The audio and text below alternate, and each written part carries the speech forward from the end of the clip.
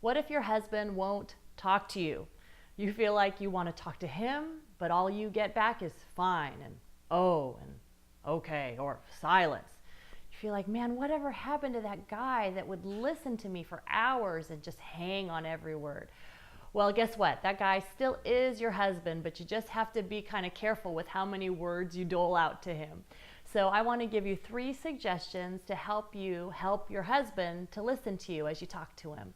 The first thing is to stay on track. In Pam and Bill Farrell's book, Men Are Like Waffles, Women Are Spaghetti, they talk about how men see life in boxes. They process one thing at a time. Whereas women, we're like spaghetti and we like to talk all over the place. Well, this is very confusing to our husbands. So for instance, if you're talking to him about getting the car fixed, don't go off on this tangent about now it's your mother-in-law, and then now it's about how you have to sew something for Aunt Betsy, and then could you believe this? And he's just thinking like, when is this going to end? So try to stay on track with your husband, bringing him a subject at a time if you want him to do something about it. So stay on track and try to kind of pare down the story to the essentials. He doesn't need to know every single last detail like a girlfriend may want to know. You want to give him as close to a summary as you can. Now, does this mean you can't tell him your stories? Of course not. Tell him your stories. But if you see that he's kind of fading, try to pare down, stay on track.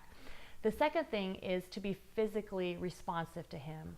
If you want him to be a good listener, he wants you to be a good toucher. He wants you to touch him, to affirm him physically, to be intimate with him. And so these things are connected. If you want him to listen, you need to be thinking about the needs that he has in his life that he would like you to do as well. It's not natural for a husband to want to communicate and talk and listen and do all these things. So it actually takes some work on his part. That's hard for us to understand because it comes so easy to us. But remember, be responsive to him physically. Touch him while you're talking. Make it so that it's a fun thing for him to talk to you. And then lastly, appreciate his feedback. So many times we talk to our husbands and they give us feedback, they tell us something and we're like, that's ridiculous. You know, we kind of shoot them down or belittle what they say to kind of make them feel like they are on another planet. They don't understand what we're talking about. So no wonder your husband's like, I don't want to talk to you. You make me feel kind of stupid when I say something. You cut me down. So listen to yourself the way you give feedback to your husband and make sure that you're always very positive and appreciative of him making an effort to communicate to you, because if you're not, he's going to stop communicating with you. And that's exactly what brought us here in the first place.